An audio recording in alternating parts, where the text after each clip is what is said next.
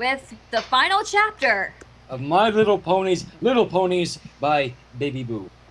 Yes. It all should be going well. I've at least remembered to go on XSplit. All right, here we go.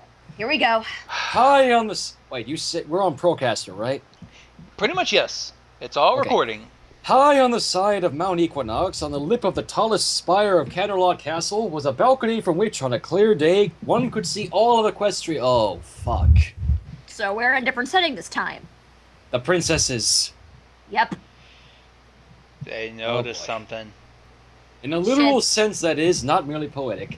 With no neighboring civilizations of comparable size and sophistication to hem the land with treaty borders, the legal definition of Equestria's territory was in fact everything Celestia surveyed by naked eye from her lofty palace, aside from a few divots of land seated to lesser but respectable thrones such as Minotaurus, Flutter Valley, and France. France? Wait. What? I think the writer had a little mind fuck, because I think it might have been, I don't know. Was this probably made before they even made the official Equestria map? Hang on, let me look this up.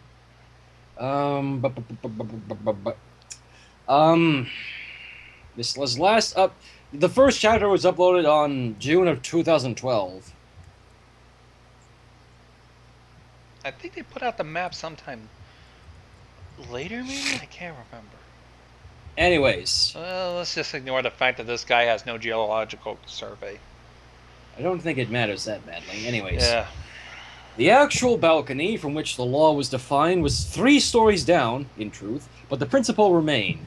The only notable difference between the views was a glen on the far side of the aptly named Quibble Hills, anyway. Quibble Hills. Quibble Hills. What, are they paying homage to the freaking demented cartoon movie? It was not a clear day. As much to the contrary as possible, it was a heavily overcast night. While the local clouds had been cleared over Ponyville, far below, the wise and aloof Pegasi of the upper reaches were keeping a thick sheet of cover high above the mountaintops in accordance with long-term weather plans. Celestia, Princess of the Sun, didn't care much for cloudy weather. Partially Pegasus, and even less inclined to discuss the whole fat layer thing. What? Can you slow that down? And even less inclined to discuss the whole fat layer thing. She got a fat ass! Well, she has been eating too much cake. I can't help it, it's so yummy! I was about to say totally irrelevant and did not belong in the story at all, but... Oh, lighten up, Gonzo. You know you had that Molly thing coming. Let's just go. She wasn't bothered by rain and mist in themselves, but her solar regimen was always more difficult when she couldn't actually see the sun. So wait, she's a solar-powered princess? More like she needs to see the sun in order to raise and lower it. Like a foal whose mother was out of sight, the mischievous orb would take the opportunity to play, dawdling as long as it could before setting to bed, or pretending to sink down while in fact sliding north. Oh, that son's an asshole. It's like, fuck you, I'm a son. Yeah. That's funny. Yeah. Unlike Foal, it was made of pure elemental fire and weighed about 700 billion tons. Crap! Playing with it was no way to relax. After finally wrestling down the rest of sun and dimming out the last raspberry traces of sunset, Celestia drooped, letting her wingtips sag to brush the floor, giving a deep, weary sigh. Behind her, a shadow of night separated from the dark... Oh, I almost forgot to link this story. Excuse me. Okay. I almost forgot. Excuse me. Alright, got it. Anyway. Hearing and came into view as dust-coated Luna, gliding to a graceful landing on the balcony. All hail the new Lunar Republic. I heard. Hearing the soft tap of silver-shod hooves, Celestia turned with a smile and stepped down from her tiled platform. Rather than greeting her sister as intended, to her embarrassment, she found herself yawning cavernously right in the younger princess's face. Oh, goodness. Do excuse me, sister. Celestia said sheepishly. I'm just so much more tired than usual tonight. Luna's lips twitched around a smirk, and then she too burst into a yawn, covering her mouth and giving Celestia a dirty look as she finished. I too feel rested less than I would like. I blame this heavy air. It fosters sloth. Luna looked up to the dull canvas of the sky and sniffed. Fond of flying far and wide over the kingdom by night, she took even less delight in low-visibility wet weather than did Celestia. At least the stars need to get together tonight. No, I suppose not. I did put on the most elegant sunset either. A copy from yesterday, to be honest. Celestia admitted. She fought back another yawn, but it powered through her defenses. Oh my, I am really exhausted. You Philly, get to bed before you drop. So does the throne of Canelot decree. Luna knows what's best. Luna swept her hoof imperiously toward the tower's door, the impish bright crescent of her grin robbing the gesture of offense. Celestia rolled her eyes and bowed her head with a slight, quiet smile. Well, as my liege commands. Trouble away, my sweet, so long as you don't need any great feats of wakefulness. Luna gave a hasty nod. Of course, I only ask if you should see a kitchen steward as you're passing through to have a coffee server sent up here. Coffee! Poor tired Lulu. Shall I have them bring up some of those chocolate drizzled cream puffs as well? Ooh! Chocolate drizzled cream puffs. I want one. Me too! Luna tossed a narrow glare towards Celestia's overly innocent smile, recognizing another move in the long-running debate concerning who ate how much, of what, and when, and whose cutie mark region was of greater disproportionate consequence. Wow! So basically, who has the fatter ass?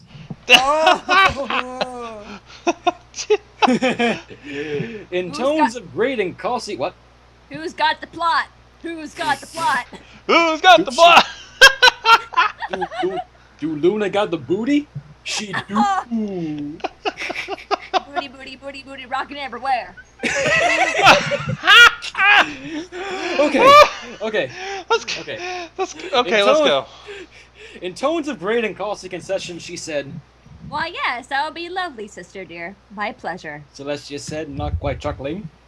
With their backs to one another, the royal sisters both paused at the same moment for another deep yawn, with identical curves of their necks and the same soft squeak on the exhale, before Celestia descended into the tower and Luna took a stance on the platform, raising her head to breathe deep the chilly air as she extended her senses out toward the sleeping moon.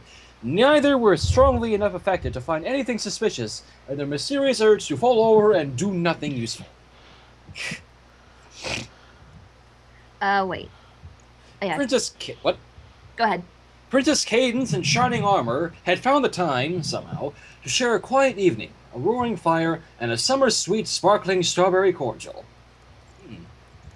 It was almost a disappointment when the rain let up, so perfectly had it framed the atmosphere of their cozy chamber. Neither said much as the gray light from the windows faded and gave way to flickering amber from the hearth. Slumped side to side, they conversed as much as needed by the rhythms of their breath. It's romantic. Armor had a book of magic improvement exercises he was theoretically reading, while Cadence was quite deliberately doing nothing but watch the fire dance. Both were trying not to think about work and largely succeeding. At close to the same moment, both frowned thoughtfully and raised their heads.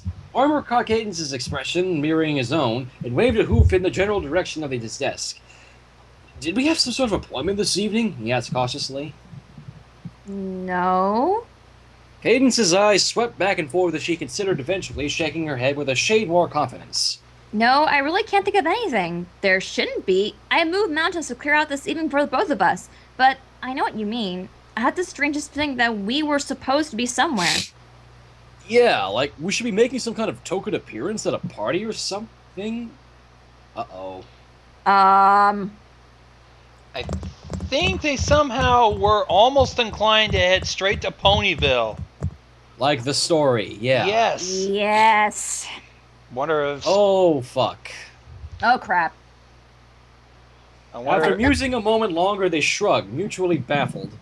Well, I hope it's nothing important. Cadence said in a tone untouched by concern. Some pony thinks it is. We'll hear about it in the morning. I don't hear any explosions, and I don't think your aunt has dropped the moon, so... Aunt!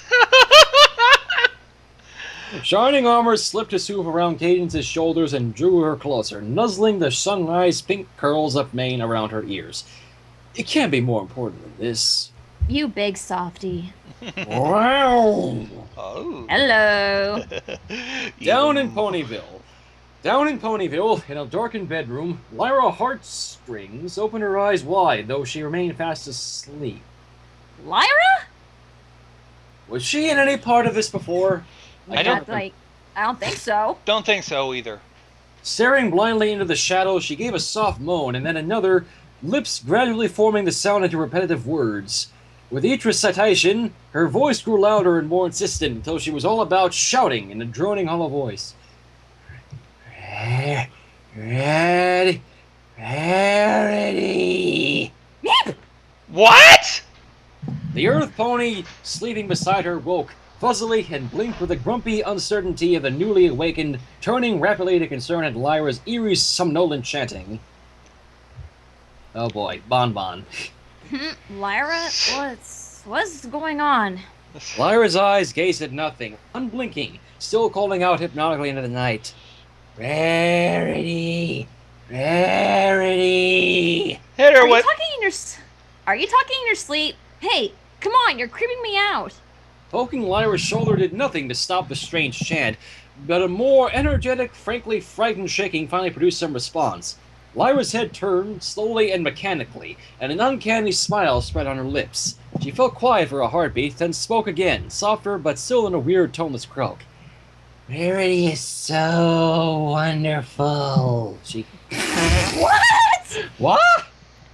I think it's about time we make like Nick of Left 4 Dead 2, grab a frying pan and whack her up ahead. Yes. Or the a couple devil, of man. seconds passed in silence. Lyra awoke at last with a startled squawk as she was kicked from the bed and hit the floor. Okay then. And, well, Chapter 5, All's Well That Ends. Eventually! Eventually? Yes. There better be a way to end this, seriously. The strange fog cleared from Rainbow Dash's eyes with a nearly audible snap, and she twitched in surprise to find herself right up in Fluttershy's face, lips just a shadow's width away from Fluttershy's muzzle. Ooh, they were about to gizzy. Oh, Flutterdash supporters, now is your chance to speak up. Yep. Whoa!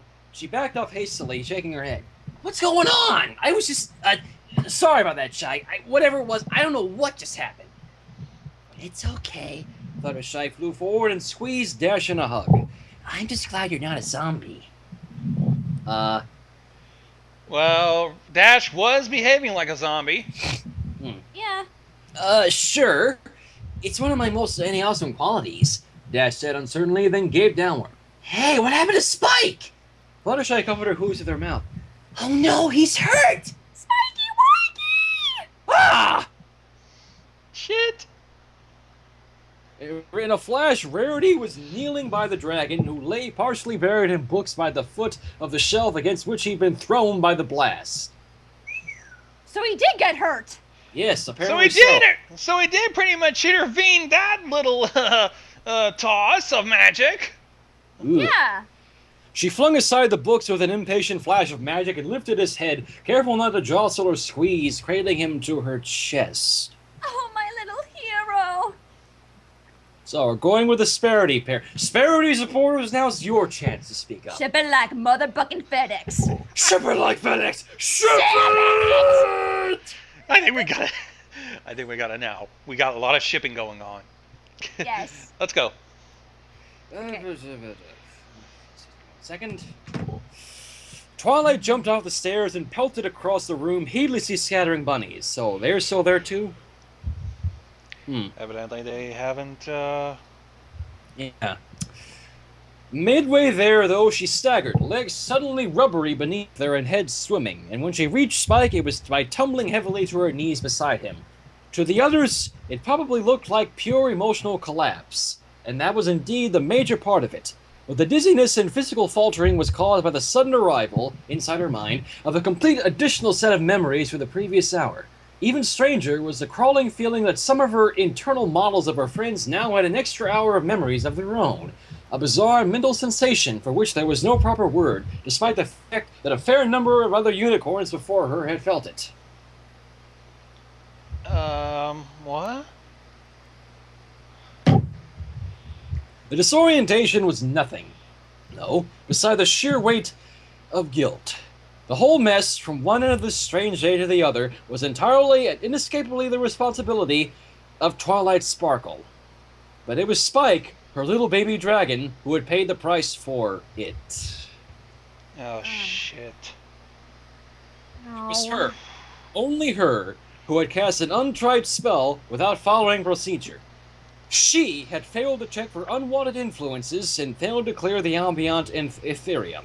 She had left a dangerous book lying around, and even though it shouldn't have been possible for an untrained filly to summon anything just by sounding out words without intention and throwing together only those components that were available in the kitchen, there was still no evading the blame.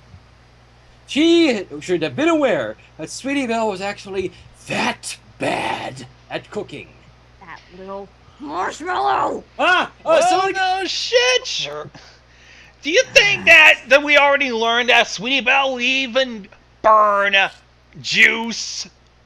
And not to mention she put toast in a bowl! On top of all that came piled the burden of guilt her duplicates felt over her treatment of Rarity, both the toy and the real one. The boulder of remorse crushed her to the floor and squeezed burning tears from her eyes. She pressed her face to Spike's, weeping. Aww. It's all my fault. All my fault. Oh, Spike, my number one. How could I ever forgive myself? She dissolved in helpless, choking sobs. Rarity had been tempted to channel her own worry into anger at the scholar, but the hopeless sorrow in Twilight's voice tore at her heart, and she reached her forehead over Spike's chest to stroke Twilight's mane. The gesture only made Twilight feel worse, reminded that she, some version of herself at any rate, had intended the blow for Rarity and been willing to lie to a scared and confused echo of the white unicorn to accomplish it. Oof. Shaking with grief, she whispered, Please be all right, please. The others gathered in a loose circle around them, not wanting to crowd too close, biting their lips, shuffling uncomfortably, chins trembling and eyes shimmering in sympathy. Okay. There are those in the surroundings of Equestria, among the griffins, among the dragons, and especially among the diamond dogs, who look on the ponies with spiteful jealousy. The ponies live the good life, some would say, in so many words, while every other being that doesn't kiss up to them gets the short end of the stick. Blessed with magic to command the elements, graceful with rulers of graced with rulers of uncanny power and unparalleled benevolence, even giving clear signs by forces beyond mortal kenning of their personal purposes in life, the ponies go through their days happy and well-fed, without nearly as much effort as many other beings must go through. They're so well off, they burst into spontaneous citywide musical numbers on a daily basis, and it's not like they never did anything to earn their luxury except be born with big eyes and pastel hides. Well, alright then. Okay then. Shrug. .jpg. Moving right along. What these envious souls don't realize, and really there's no way they could, is that while it is true the ponies are unusually well favored by fortune, all the creatures in the world are still, among all possible universes in the grand cosmic panoply, residents in one of the most merciful. I think we all know what's coming now. Yep. What now? What now? Are we gonna go circle of life on us? Twilight Sparkle's tears flow down on their cheeks and onto Spike's, and Spike's eyes open. Hallelujah! Holy shit! It's that thing from Pokemon, the first movie! Pikachu tears! Tears! Hallelujah! Holy shit! The oldest cliche in the fucking book, and it's here. Pikachu tears! Who would have thought of that? Show me! Fucking show me! A glassy, sozzled smile dawned across Spike's face. Features. What happened? Oh, Spikey! Rarity squealed, joyfully peppering the dragon's face with rapid-fire kisses, which didn't really help him get any less dazed. My dear brave protector, how do you feel? I feel so friendly. Friendly? Friendly? Friendly? Friendly? Explain! Wait. Elements of harmony, destroys villain, boom! Gone. Not friendly. How does that make sense?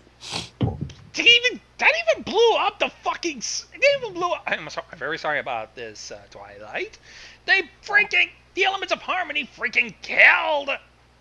killed King Sombra! I know, it's like... I mean, with the elements of harmony, they would Sailor Moon a villain. Bam! Gone. But in this fanfiction, friendly? Well, I don't even know. I think it's because the small elements of harmony was probably a 14th of the power of estimate, probably a small percentage of power, and it pretty much was going up against a big dragon. Well, let's keep reading. Let's find out. Twilight let out a sound, something like a watery laugh, and hugged him close, barely restraining herself from squeezing with all her might. Spike gave her a glowing, somewhat perplexed smile, and gently pushed aside her embrace. Not in rejection, just wanting to get off the floor. His little claw held her hoof assuringly as he got to his feet. The room full of ponies burst out in cheers and laughter, stomping their hooves and dancing in delight, much to the consternation of the bunnies. Spike's eyes gleamed with a fresh brightness, as though the world were a wonderful new thing, and he wavered slightly as he stood. Whether it was the harmony blast, or all the books of the head, or Rarity's kisses, he looked like he'd gotten into the secret supply of aged cider in the Apple family cellar. Can we not use that? Can we go with something a lot more, fitting? Yeah. Twilight and Rarity together helped him stand, neither willing to move an inch from his side. Spike gave them a saintly look of good cheer and clasped his hands over his heart. With the dignified sincerity of a happy drunk, he declared, "I love you guys." Aww. That's so cute. He pointed at them, then reached up and clasped their shoulders, carrying on. "I love all you guys, and I love Pinky. Wow, real friendship." That's so sweet. Aww. Humoring him with gentle agreements as he continued to expound on the topic and grinning themselves at the sheer radiant joy in his eyes, they turned him around and walked him toward his place to sit. He's never gonna wash his face again. That's true enough. That's true enough. Alright. A little more than an hour later, the library was still alight and alive with bustling ponies. Neither Applejack nor Rarity had been in any hurry to get home. Both seemed to feel they'd missed out on the fun part of the evening, and Applejack couldn't bring herself to leave the front door lying in the row while it was in her power to fix it. Rainbow Dash had needed to hurry off to finish up with her weather crew, but with that taken care of, she'd seen Applejack still at work on the door and flown back down to help. Rarity, not to be undone within the Department of Generous Gestures, stayed with the excuse of repairing Pinky's mangled dresses. Frou frou! Well, not that extreme anymore. Yeah, thank God. Frou. Next. Hang on, the Turkish was just getting on me for something. Who? Turkish Phantom. We were working on a script before this, but no worries, it's nothing important. Scootaloo had been picked up by her parents, a fine, upstanding Pegasus couple with respectable jobs and no major personality disorders. We haven't seen Scootaloo's parents yet. It's not even proven yet, so we don't have any. Twilight rather liked them. They rarely got caught up in the periodic mass hysteria that characterized life in Ponyville. She wouldn't mind seeing more of them. Apple Bloom and Sweetie Belle stayed along with their sisters, thrilled at the opportunity to stay up past bedtime. After what Sweetie Belle did, yeah, curfew, Missy. After cleaning the kitchen and bathroom, both had promptly passed out atop a large square cushion, curled up back to back with their tails draped over their noses and posing for the dictionary illustration of adorable. Aww.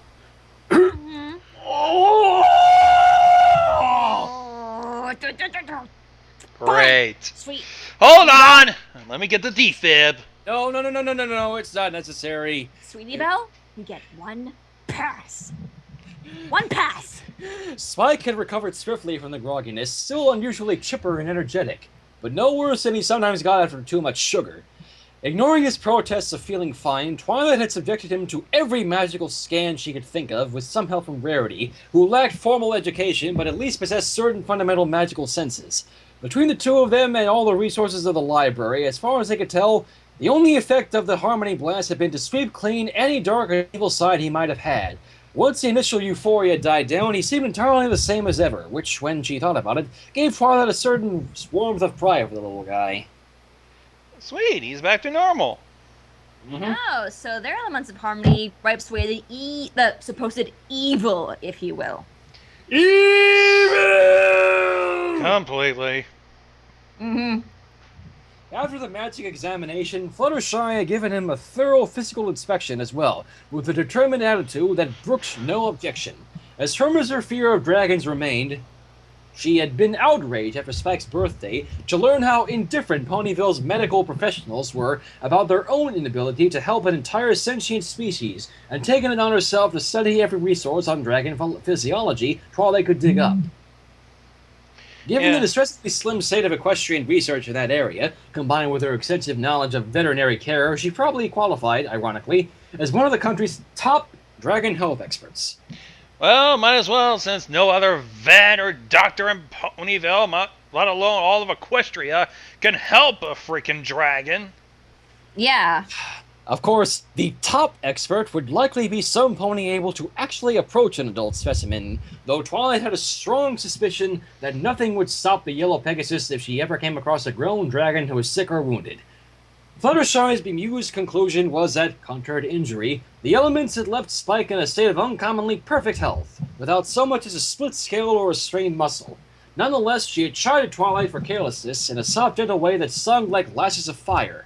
Every now and then, Twilight thought if Fluttershy had been any more comfortable by nature around other ponies, her cutie mark might have been that of a school principal or possibly a prison warden. Okay. Well, Fluttershy may be shy, but she is straight. With Angel Bunny having taken over herding the other rabbits away, or more precisely scaring the grass out of them until they fled into this night, Fluttershy stayed behind, complaining that now she was wide awake and restless. Hearing the full ridiculous story behind all the fuss hadn't improved her mood, nor her estimate of Eddie Pony's sanity. Well, Rarity said it some time ago, like what was it, last night? That nothing that Twilight had said made any sort of sense. Yep. Nor was it even close to sane. Grumpy Shy was a little unnerving, with like a pillow with a hissing fuse, but Pinky had, with greater than typical diplomacy, cajoled her into cheering up. The two of them were now off to one side, quietly playing with Pinky's dolls. Well, hopefully they're all back to normal. And Twilight would stay away from animating them ever fucking again. Yeah. For her own part, Twilight sat in an undeclared but firm bubble of peace, buzzing away at her long-delayed essay. Being left alone to work without actually being alone made the previously onerous task feel a little more agreeable, and with a genuine new experience of the elements of harmony in action, however peculiar the circumstance, she had more than enough inspiration to fill 1,000 words and another 1,000. Ooh.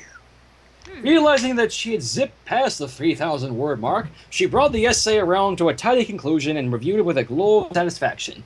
She could have gone on quite a bit longer, but decided that it couldn't hurt to save some observations on the nuances of similarity in narrative to draw on for future assignments. Assured that every dot and comma was in place, she rolled up the long essay scroll and lifted a separate sheet to add a letter for her teacher. Dear Princess Celestia, today, I learned that sometimes you get more done by taking a break to have fun with friends than by working too hard all alone. I also learned that being in a good mood doesn't mean that you can't ignore workplace safety rules, which isn't a friendship lesson, but it's something I won't forget in a hurry. On a related note, I'm afraid I have another item of dangerous artifacts vault. It's safely contained for now, though, and I wouldn't rate it more than a category 3, so it can wait till tomorrow at least. If you could send somebody to collect it who is qualified in magical medicine and willing to examine a dragon, I would greatly appreciate it. We think everything's okay, but I would really like a second, or technically a fourth, opinion. The attached essay should explain the connection between these requests and the lessons above but better than I spaced here. Your faithful student, Twilight Sparkle. And now, all together now. Now, My Little Pony. My Little Pony. So basically, it's the end. Yep. Pretty much. We pretty much wrapped that up pretty and, nicely. And P.S. Keep Sweetie Belle away from the kitchen. Oh.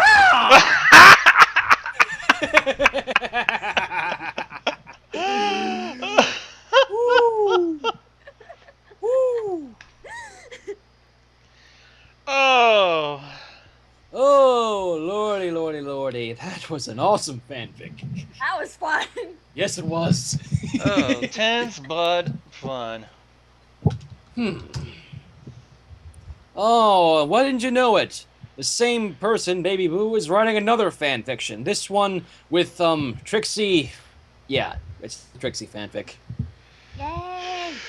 She basically befriends the elements of harmony to try and get the elements of harmony for herself. I don't think it works that way, hon. Yeah. Yeah.